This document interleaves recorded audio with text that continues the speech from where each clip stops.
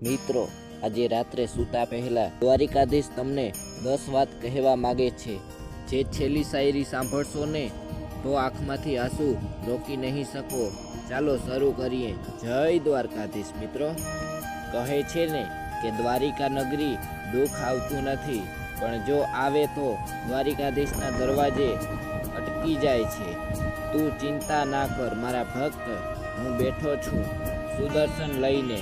તારા દુશ્મનને હું જોઈ લઈશ, તું ફક્ત મારું નામ લેતો રહે. દુનિયા કહે છે માગો તો એકવાર માગો, પણ હું તો કહું છું રડો તો દ્વારિકાધીશ આગળ.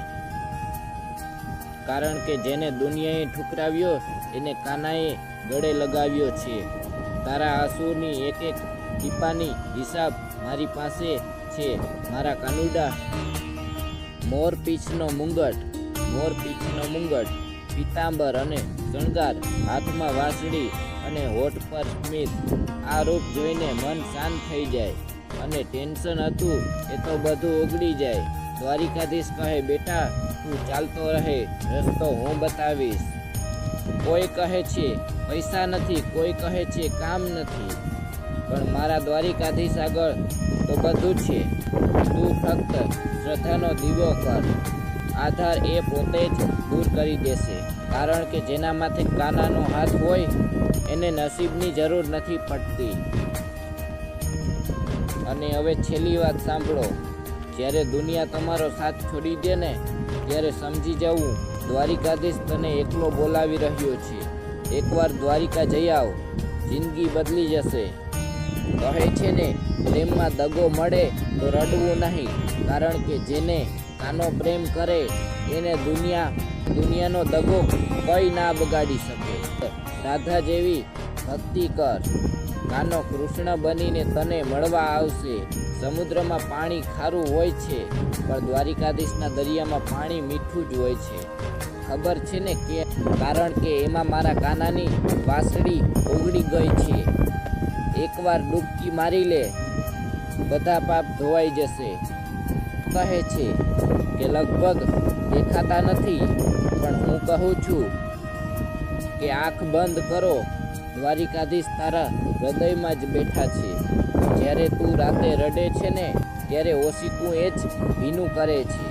આ ગીતાનો સાર છે. પણ હું કહું છું કર્મ પણ હું કરાવીશ અને ફળ પણ હું આપીશ, પણ હું જ આપીશ. તું ફક્ત મારો થઈ જા, બાકી બધું હું સાંભળી લઈશ. વિશ્વાસ રાખ મારા દ્વારકાના નાથ પર. મિત્રો, જો આજે તારી આંખોમાં આંસુ છે તેને છુપાવતો નહીં.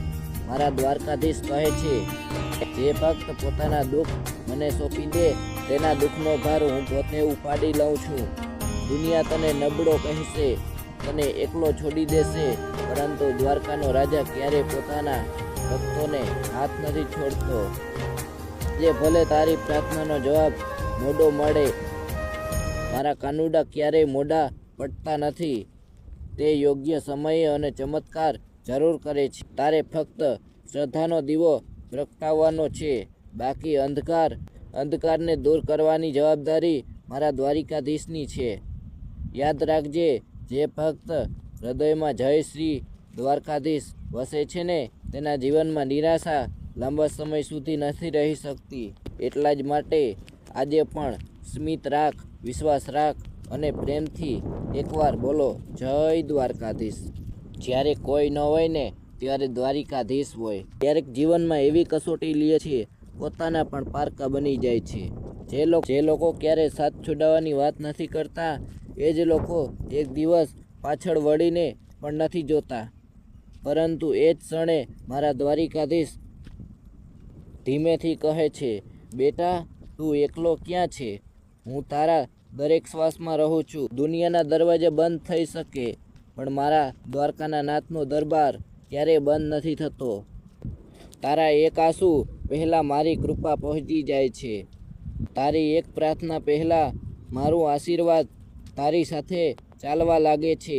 આજે જો સમય તારી સામે છે ને તો ગભરાશો નહીં, કારણ કે સમયને બદલવાની તાકાત મારા કાનુડાના હાથમાં છે. પરંતુ ફક્ત વિશ્વાસ રાખ, નામ લેતો રહેજે અને હસતો રહેજે, કારણ કે જે ભક્ત પોતાના દુઃખ ભગવાનને સોંપી દે છે ને તેના જીવનમાં એક દિવસ એવો સૂર્ય જરૂર ઉગે છે કે બધા અંધકાર હંમેશા માટે દૂર થઈ જાય છે. પ્રેમથી એકવાર બોલો જય દ્વારકાધીશ. રડતો નહીં મારા ભક્ત. આજે રાત્રે જો તું એકલો બેઠો હોય ને, આંખોમાં આંસુ હોય ને લાગતું હોય કે હવે કોઈ મારો નથી, તો એક ક્ષણ માટે આંખો બંધ કર. હું તારો દ્વારિકાધીશ તારી બાજુમાં જ બેઠો છું. તો નહીં મારા ભક્ત, તારા દરેક આંસુ મારી આંખે પણ દેખાય છે. તારા દિલમાં જે દુઃખ છે એ તું દુનિયાને નહીં કહી શકે, પણ મને બધું ખબર છે. તું શબ્દોથી નહીં બોલે તો પણ હું તારા મનને સમજી લઈશ. તું ઘણી વખત પૂછે છે ને, પ્રભુ મારી જ પરીક્ષા કેમ? બેટા, કારણ કે હું તને તોડવા નથી માગતો. હું તને એવો મજબૂત બનાવવાનો છું કે એક દિવસ દુનિયા તારા હિંમતના ઉદાહરણ આપશે.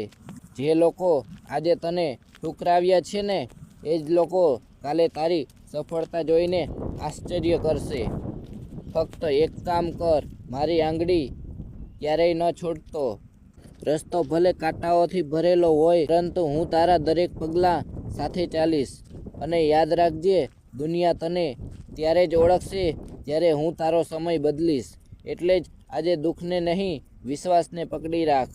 કારણ કે મારા દરબારમાં મોડું થઈ શકે, પરંતુ અન્યાય ક્યારેય નથી થતો. પ્રેમથી બોલો એકવાર જય દ્વારકાધીશ.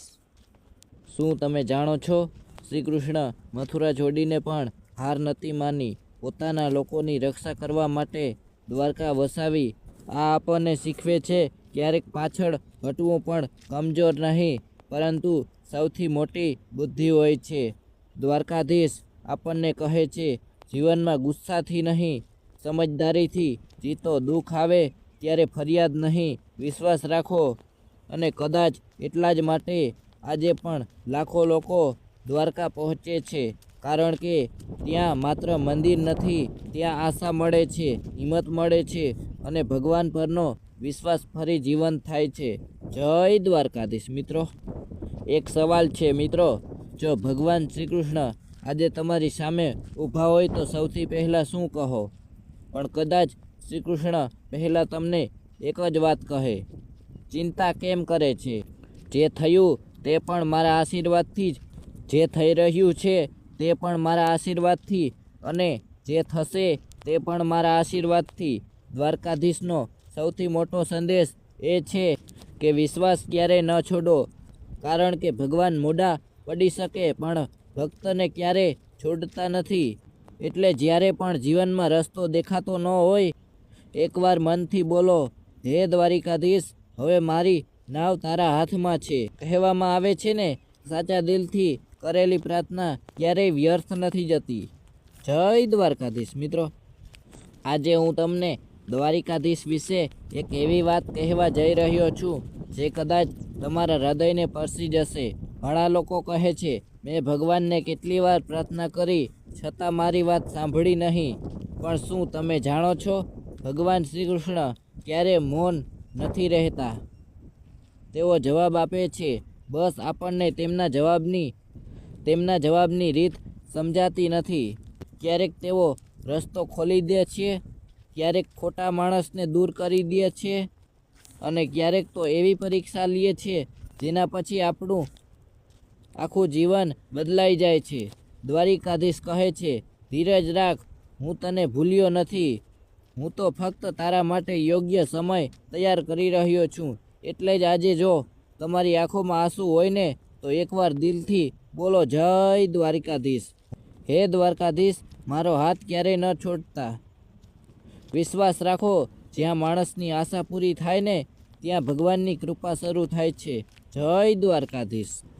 મિત્રો, એક વાત પૂછું છું, શું તમે ક્યારે દ્વારિકા ગયા છો? જો ગયા હો તો કદાચ તમે પણ એક વાત અનુભવી હશે. દ્વારિકાધીશના દરબારમાં કોઈ મોટો નથી, કોઈ નાનો નથી. ત્યાં રાજા પણ નમન કરે છે અને ગરીબ પણ નમન કરે છે, કારણ કે ભગવાનની સામે બધાની ઓળખ માત્ર એક જ છે, હું તારો ભક્ત છું. કહે છે ને, દ્વારિકાધીશ દર્શન કરવા જનાર દરેક માણસને કંઈક ને કંઈક લઈને જ પાછો આવે છે. કોઈ શાંતિ મળે છે, કોઈને હિંમત મળે છે, કોઈને આંખોમાંથી આંસુ સાથે ભગવાનનો અનુભવ મળે છે, અને કોઈને જીવનમાં ફરી જીવવાનો વિશ્વાસ મળી જાય છે. એટલે જ્યારે પણ દ્વારિકાધીશને મળવા જાઓ, કંઈ માગવા નહીં, માત્ર એટલું કહેજો, હે કાનુડા, મને એવો બનાવી દેજો, દુનિયા મારા ચહેરામાં નહીં, મારા સ્વભાવમાં તમને જોઈ શકે. આ જ સાચી ભક્તિ છે. જય દ્વારકાધીશ. જો ભગવાન શ્રી કૃષ્ણ આજે તમારી સામે ઊભા હોય ને, તો કદાચ તેઓ ધન કે સફળતાની વાત નહીં કરે. તેઓ ફક્ત એટલું જ કહેશે, તું દુનિયાને ખુશ રાખવા માટે એટલો વ્યસ્ત થઈ ગયો કે પોતાનું હસવું જ ભૂલી ગયો. દ્વારિકાધીશ કહે છે, લોકો તને સમજે કે ન સમજે, પણ હું તારા દરેક આંસુની કિંમત જાણું છું. જ્યારે આખી દુનિયા તારો સાથ છોડી દે ને, ત્યારે એકવાર આંખો બંધ કરીને મારું નામ લઈ લેજે. જ્યારે આખી દુનિયા તારો સાથ છોડી દે ને, ત્યારે એકવાર આંખો બંધ કરીને મારું નામ લઈજો. હું રસ્તો નહીં દેખાડું, હું તારો હાથ પકડીને રસ્તો પાર કરાવી દઈશ. આજે જો દિલ ભાર હોય તો ફક્ત એકવાર બોલો, હે દ્વારકાધીશ, મને ક્યારેય તમારાથી દૂર ન કરશો. જય દ્વારકાધીશ. કહે છે ને, માણસ આખી દુનિયા જીતી શકે, પણ પોતાના મન સામે ઘણીવાર હારી જાય છે. એટલા જ માટે લાખો લોકો દ્વારિકા જાય છે, માત્ર દર્શન કરવા નહીં, પણ પોતાના થાકેલા મનને ભગવાનના ચરણોમાં મૂકવા. દ્વારિકાધીશ પાસે સોનાની માગણી કરનાર ઘણા હશે, પણ ભગવાનને સૌથી પ્રિય તો એ ભક્ત લાગે છે, જે હાથ જોડીને કહે, હે પ્રભુ, મને કંઈ આપવું હોય તો એવો વિશ્વાસ આપજો કે કોઈ પણ મુશ્કેલીમાં તમારો હાથ ન છોડું. યાદ રાખજો, જીવનમાં ચમત્કાર હંમેશા આંખોથી નથી દેખાતા. ઘણી વખત ચમત્કાર હોય છે કે તૂટી ગયેલું મન ફરીથી ભગવાનના નામથી જીવન જીવવા લાગે છે. જય દ્વારકાધીશ. જેને વિશ્વાસ ક્યારેય તૂટતો નથી,